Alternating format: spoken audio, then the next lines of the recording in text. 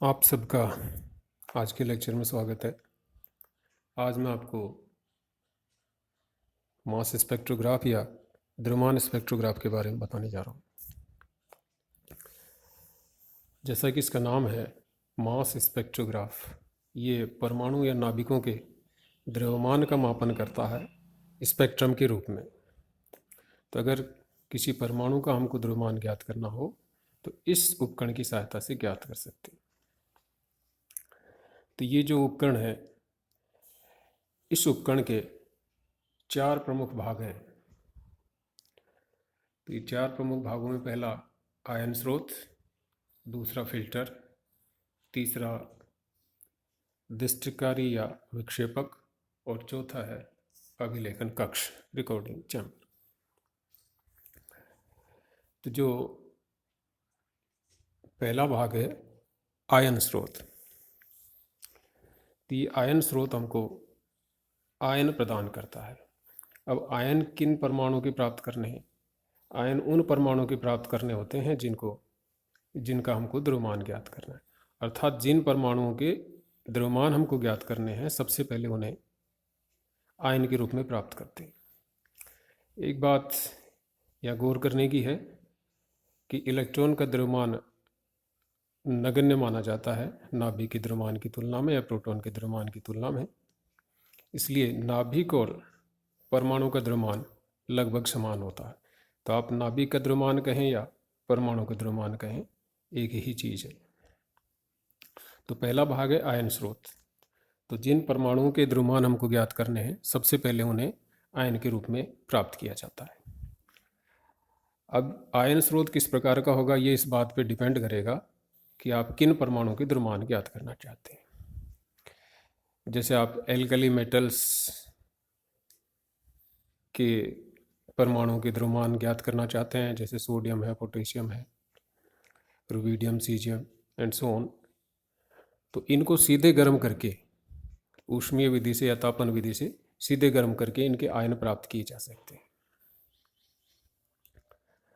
अगर गैसेस हों, गैसों के परमाणु का द्रव्यमान ज्ञात करना हो, तो गैसों का अगर अल्प दाब पर विद्युत विसर्जन कर दिया जाए, तो उस स्थिति में हमको गैसों के आयन प्राप्त हो जाते हैं। अन्य अगर धातुएं हैं तो उन्हें धातुओं में विद्युत स्पार्किंग के द्वारा भी हम आयन प्राप्त कर सकते हैं। दूसरा इसका पार्ट है फिल्टर। अब फिल्टर वो है जो सामान्य स्थिति में अलग अलग पार्ट कर देता है, अर्थात जो चीज़ों को छान देता है। तो यहाँ फिल्टर का कार्य है फिल्ट्रेशन। तो आयन स्रोत से जो आयन प्राप्त होंगे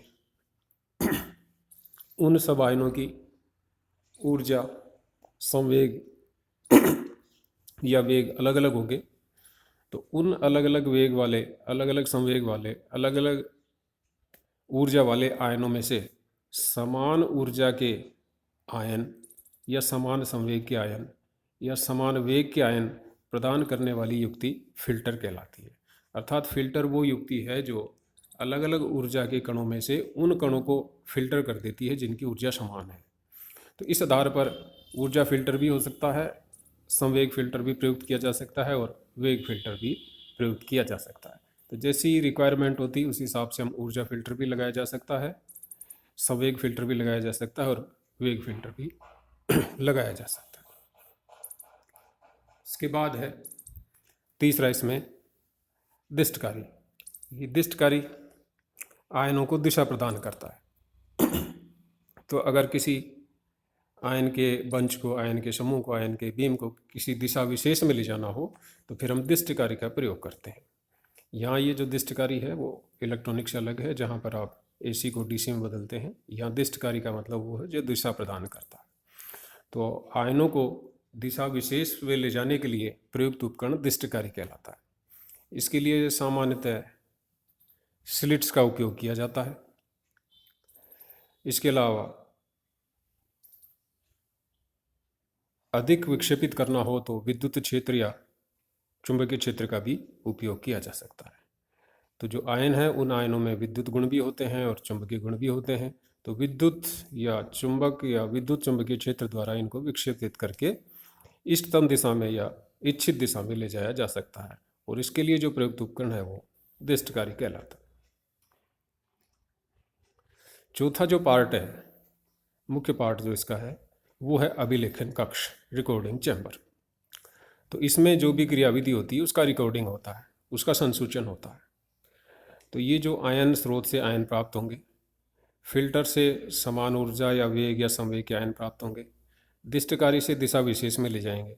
ये दिशा विशेष कौन सी होगी? ये दिशा विशेष वो होगी जहाँ पर प्लेट स्थित होती है। तो अभिलेखन कक्ष में सामान्यतः एक फोटोग्राफी प्लेट होती है जो सेंसिटिव होती है आयनों के प्रति। जब इस प्लेट पर आयन टकराएंगे तो आयनों के टकराने से एक फोटोग्राफ यहाँ पर बनेगा, जिसे हम आयन स्पेक्ट्रोग्राफ कहेंगे या मास स्पेक्ट्रोग्राफ कहेंगे। तो इसमें एक फोटोग्राफिक प्लेट होती है। ये जो फोटोग्राफिक प्लेट है, इस प्लेट पर आयनों को आपतित करवाया जाता है। तो जब इस प्लेट को डेवलप करेंगे, जैसे साधारण कैमरे में पहले रील हुआ करती थी उसको डेवलप करते थे, तो उसी तरह इस प्लेट को जो डेवलप करेंगे, तो इस प्लेट को डेवलप करने से तो हमको काली रेखाएं इस प्लेट पर प्राप्त होती हैं, जिसको हम मास स्पेक्ट्रोग्राफ कहते हैं, द्रव्यमान स्पेक्ट्रोग्राफ कहते हैं।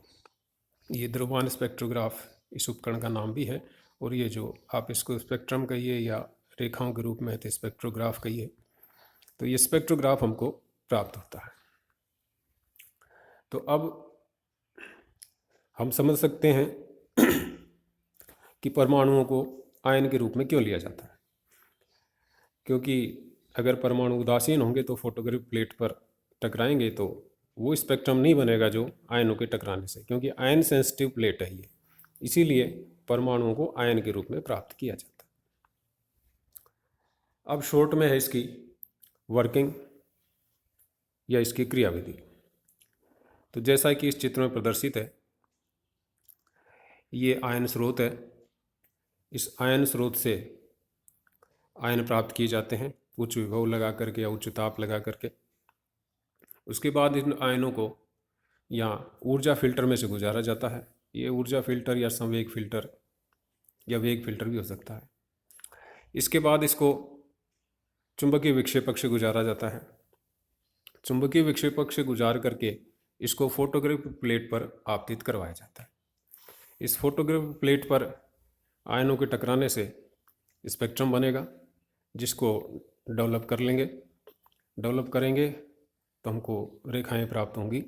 ये रेखाएं इस पर टकराने वाले जो परमाणु हैं उनके द्रव्यमान के संगत होती हैं,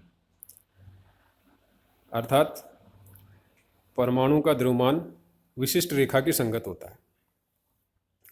अब अगर परमाणु का द्रव्यमान ज्ञात करना हो तो हमको सीधे इन रेखाओं से द्रव्यमान प्राप्त नहीं होता। पहले से मास स्पेक्ट्रोग्राफ से मानक परमाणुओं को टकराकर उनके स्पेक्ट्रम प्राप्त किए जाते हैं, और इन स्पेक्ट्रम की उन स्पेक्ट्रम से तुलना की जाती है जिनके परमाणु के द्रव्यमान हम ज्ञात करना चाहते हैं। अर्थात मास स्पेक्ट्रोग्राफ से प्राप्त स्पेक्ट्रम और मानक स्पेक्ट्रम की तुलना करके परमाणु के द्रव्यमान ज्ञात किए जा सकते हैं। तो ये जो मास स्पेक्ट्रोग्राफ है ये हमको परमाणु या नाभिक के द्रव्यमान प्रदान करता है। ये बहुत ही उच्च कोटि की तकनीक है, और इसमें उच्च अभिलेखन क्षमता के और काफ़ी हद तक शुद्ध परमाणु के द्रव्यमान प्राप्त किए जा सकते हैं। आज के लेक्चर में इतना ही।